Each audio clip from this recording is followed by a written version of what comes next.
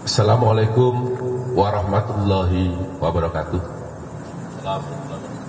Selamat malam bagi kita semua yang saya hormati Bapak Kapus Penkum serta jajaran, teman-teman jurnalis yang pada malam hari ini hadir bersama kami. Langsung saja saya akan menyampaikan perkembangan penanganan perkara terkait penyidikan dugaan tindak pidana korupsi dalam tata kelola minyak mentah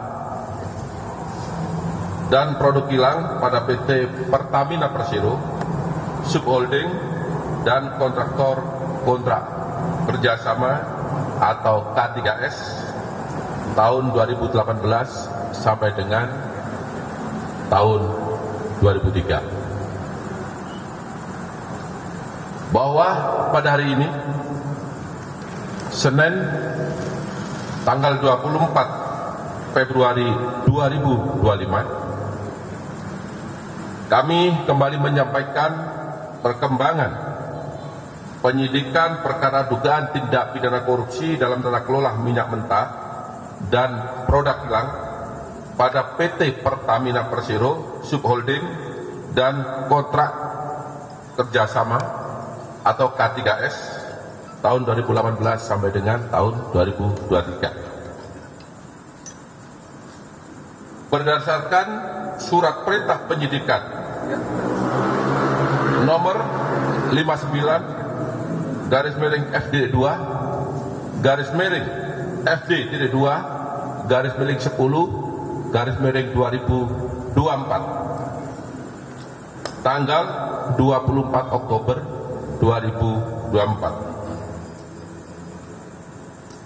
Berdasarkan perkembangan penyidikan tersebut, tim penyidik menyimpulkan dalam ekspos perkara bahwa telah terdapat serangkaian perbuatan tindak pidana korupsi yang dapat merugikan keuangan negara dari adanya alat bukti yang cukup, yaitu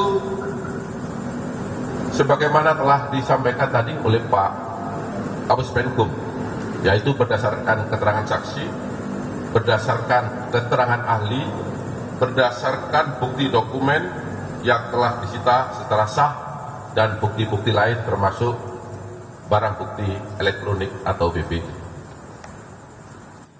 Berdasarkan alat bukti tersebut, tim penyidik pada malam hari ini menetapkan 7 orang sebagai tersangka, antara lain 1. RS,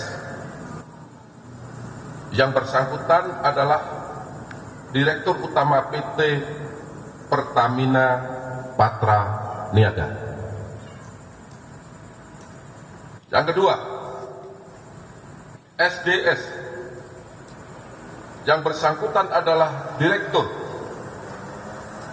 Feedstock and Product Optimization PT Kilang Pertamina Internasional. Ketiga, JF, selaku Direktur Utama PT Pertamina Internasional Shipping. Keempat, AP, selaku VP Feedstock Management PT Kilang Pertamina Internasional. Yang kelima, MKAR, selaku Beneficial Owner PT Navigator Katulistiwa.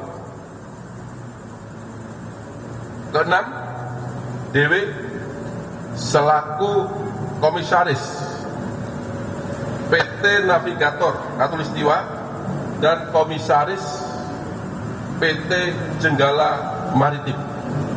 Jadi yang bersangkutan menjabat sebagai komisaris pada 2 perusahaan sekaligus. Sedangkan yang terakhir, ketujuh, adalah GRJ selaku komisaris Jenggala Maritim dan sekaligus menjabat sebagai Direktur Utama PT Orbit Terminal Merak. Itulah 7 tersangka yang telah ditetapkan oleh penyidik pada malam hari ini berdasarkan alat bukti yang cukup.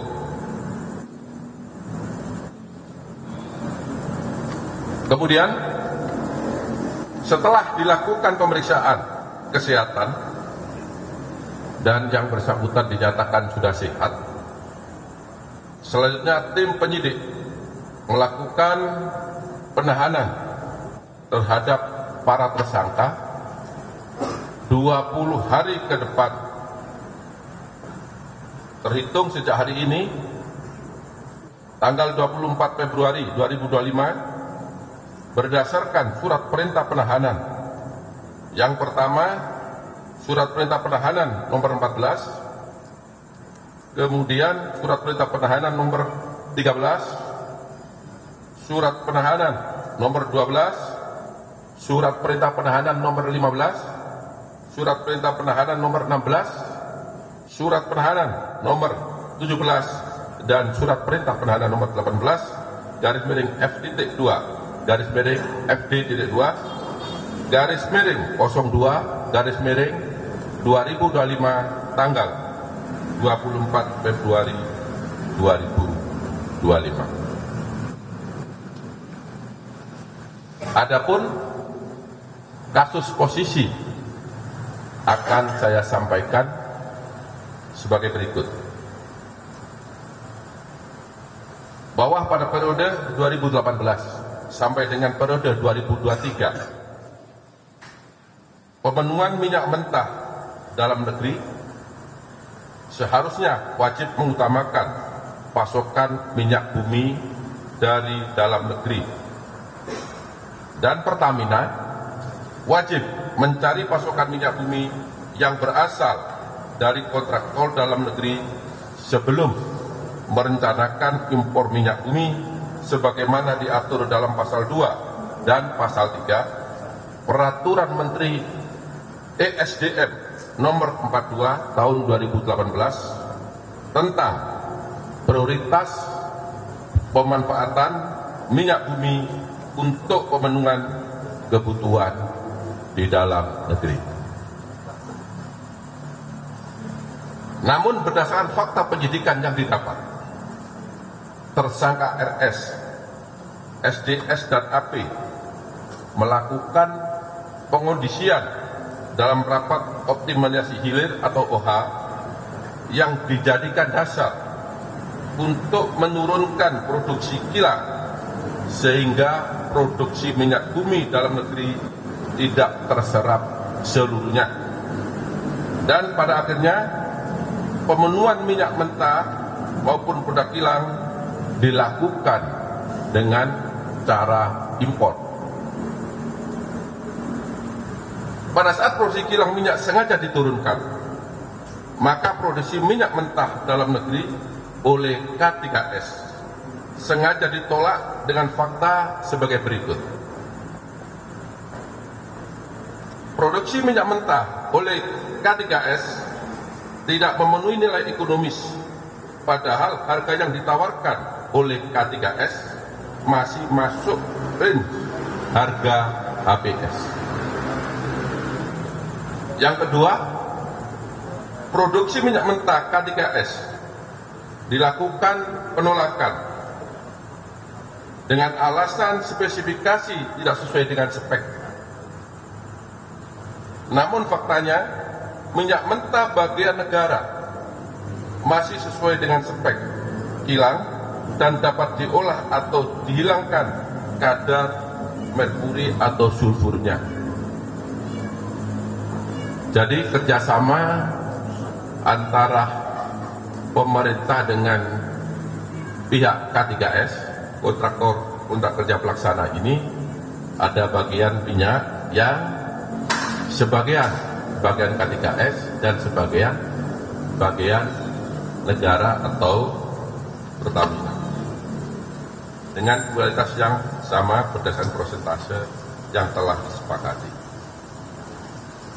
pada saat produksi minyak mentah dalam negeri oleh K3S ditolak dengan dua alasan tersebut, maka menjadi dasar minyak mentah Indonesia dilakukan ekspor.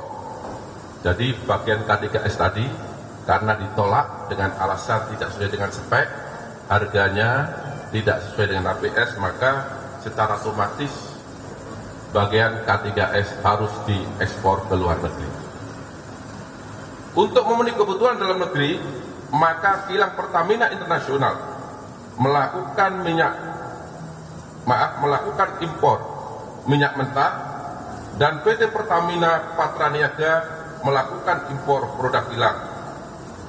Harga pembelian impor tersebut apabila dibandingkan dengan harga produksi minyak bumi dalam negeri, terdapat perbandingan komponen harga yang sangat tinggi atau berbeda harga yang sangat signifikan. Jadi saya perjelas, pada saat K3S mengekspor bagian minyaknya karena tidak dibeli oleh PT Pertamina, maka pada saat yang sama PT Pertamina mengimpor minyak mentah dan produk kilang.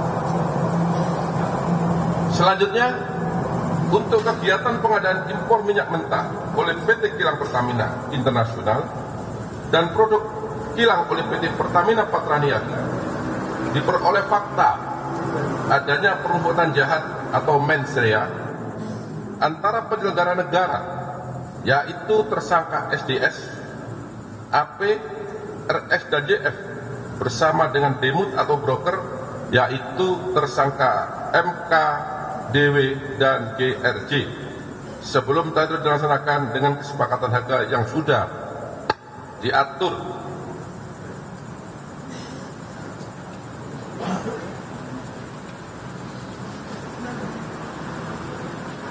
Yang bertujuan untuk mendapatkan keuntungan secara melawan hukum dan merugikan keuangan negara. Permufakatan tersebut diwujudkan dengan adanya tindakan atau aktus reus pengaturan proses pengadaan impor minyak mentah dan impor produk kilang, sehingga seolah-olah telah dilaksanakan sesuai dengan ketentuan dengan cara mengkondisikan pemenangan demut atau broker yang telah ditentukan dan menyetujui pembelian dengan harga tinggi melalui spot yang tidak memenuhi persyaratan, yaitu dilakukan dengan cara tersangka RS, SDS, dan AP memenangkan demut atau broker minyak mentah dan produk kilang secara melawan hukum. Yang kedua, tersangka DM dan GRJ melakukan komunikasi dengan tersangka AP untuk dapat memperoleh harga tinggi pada saat syarat belum terpenuhi dan mendapatkan persetujuan dari tersangka SDS untuk impor minyak mentah dan dari tersangka RS untuk produk kilang. Dalam pengadaan produk kilang yang dilakukan oleh PT Pertamina Patraniaga, tersangka RS melakukan pembelian atau pembayaran untuk RON 92, padahal sebenarnya yang dibeli adalah RON 90 atau lebih rendah, kemudian dilakukan blending di depo untuk menjadi RON 92, dan hal tersebut tidak diperbolehkan atau bertentangan dengan ketentuan yang ada. Pada saat telah dilakukan pengadaan impor minyak mentah dan impor produk kilang, diperoleh fakta adanya markup kontrak shipping atau pengiriman yang dilakukan oleh tersangka JF selaku Direktur Utama PT Pertamina International Shipping, sehingga negara mengeluarkan fee sebesar 13 sampai dengan 15% secara melawan hukum, sehingga tersangka MKAR mendapatkan keuntungan dari transaksi tersebut. Pada saat kebutuhan minyak dalam negeri mayoritas diperoleh oleh produk impor secara melawan hukum, maka komponen harga dasar yang dijadikan acuan untuk penetapan HP atau harga indeks pasar bahan bakar minyak untuk dijual kepada masyarakat menjadi mahal atau lebih tinggi, sehingga jadikan dasar pemberian kompensasi maupun subsidi bahan bakar minyak setiap tahun melalui APBN.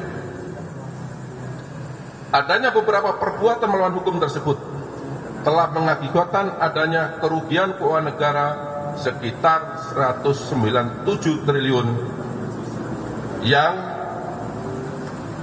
bersumber dari berbagai komponen. Yang pertama, kerugian ekspor minyak mentah dalam negeri, kemudian kerugian impor minyak mentah melalui demut atau broker, kerugian impor BBM melalui demut atau broker, kerugian pemberian kompensasi, dan kerugian karena pemberian subsidi karena harga minyak tadi menjadi tinggi.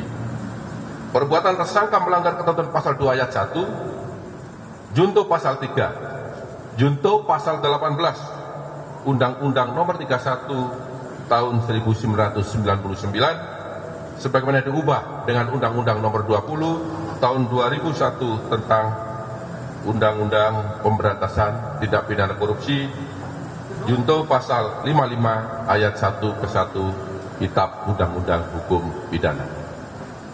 Demikian perkembangan penyidikan terkait dugaan tindak pidana korupsi dalam tata kelola minyak mentah dan produk kilang pada PT Pertamina Persero, subholding dan kontraktor kontrak kerja atau K3S yang dapat kami sampaikan. Apabila ada kata-kata yang kurang jelas, yang kurang berkenan, saya mohon maaf dan saya akhiri. Wabillahi taufiq wal hidayah. Wassalamualaikum warahmatullahi wabarakatuh. Waalaikumsalam warahmatullahi wabarakatuh.